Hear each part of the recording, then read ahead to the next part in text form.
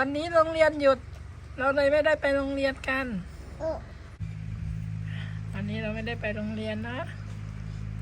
ขับรถไปเล่นกันเนาะใช่ฉันอยากไปเดินเล่นมากเลยไปเที่ยวไหนดีไปเที่ยวสวนสัตว์ดีไหม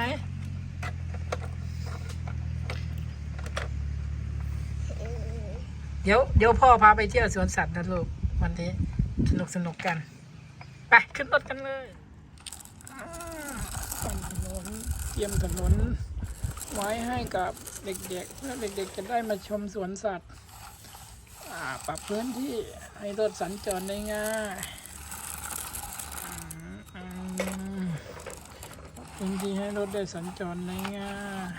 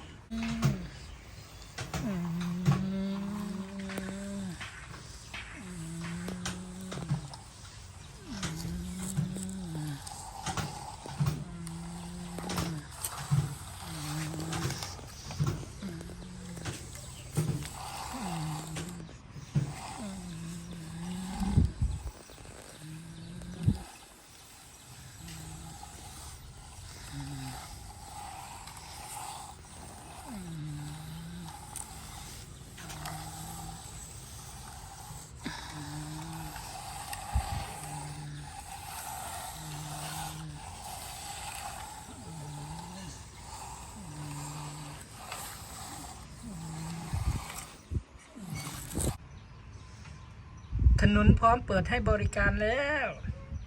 พร้อมต้อนรับนักท่องเที่ยวทุกคนแล้วได้ยินมาว่าจะมีเด็กๆมาเที่ยวสวนสัตว์วันนี้เราเตรียมตัวต้อนรับเด็กๆขึ้นรถแล้วพร้อมหรือยังจะออกรถแล้วนะไปกันเลยครับ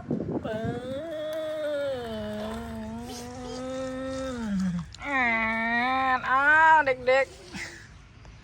ใกล้จะถึงสวนสัตว์กันแล้วหยุดก่อนขอตรวจดูแป๊บนึงทุกคนมากันกี่คนครับมากัน4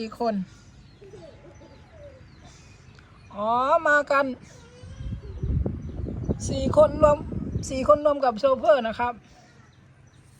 ไปได้เลยไหมครับไปได้เลยครับดูแลเด็กๆให้ดีๆด้วยนะครับขอให้มีความสุขนะครับเชิญปืน อ่าอ้าวถึงสวนสัตว์แล้วทุกคนเด็กๆเตรียมตัวลงได้แล้วตึ๊ดอ้าวเด็กๆเตรียมตัวลงมาตึ๊ด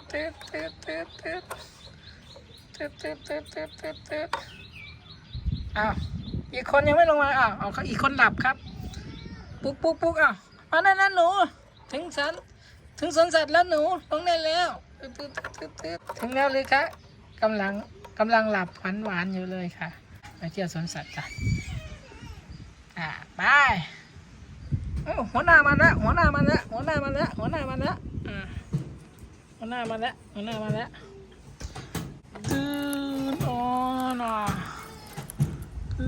ทุกอย่างโอเคไหมโอเคครับทุกอย่างโอเคเหตุการณ์ปกติดี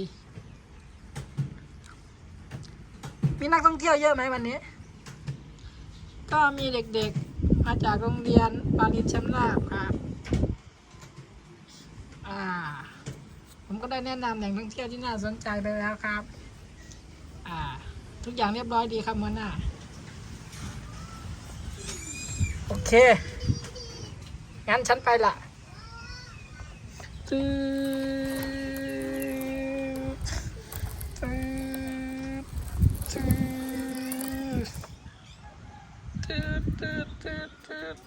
ว้าวมีสัตว์เยอะมากเลย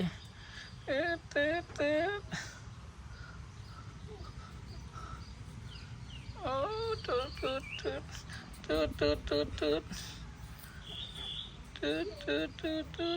โอ้สัตว์เยอะมากเลยสนุกจังเลยค่ะโอ้มีฮีโร่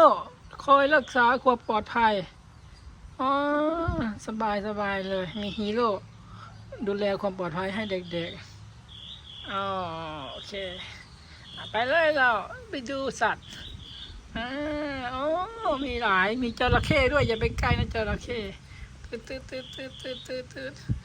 อ๋อมีม้าลายด้วยมียีราฟด้วยโอเค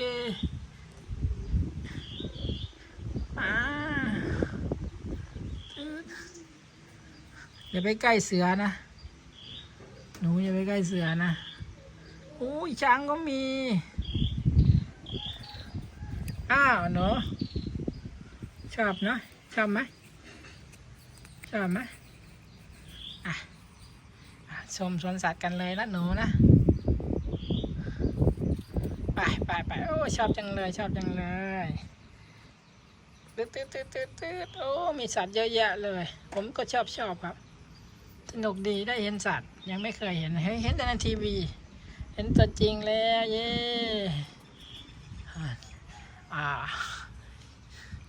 ฮีโร่เขามันตรวจสอบความปลอดภัยคอยช่วยเหลือเห็นเด็กๆแล้วเราก็มีความสุขนะเห็นเด็กๆมีความสุขเราก็มีความสุขใช่ฉันอยากกลับไปเป็นเด็กอีกครั้งยังเลยว่ะเหมือนกันฉันก็อยากไปเป็นเด็กอีกครั้งเหมือนกันเลยเด็กสมัยนี้เขาสนุกกันนะพ่อแม่ใจดีพาไปเที่ยวทุกที่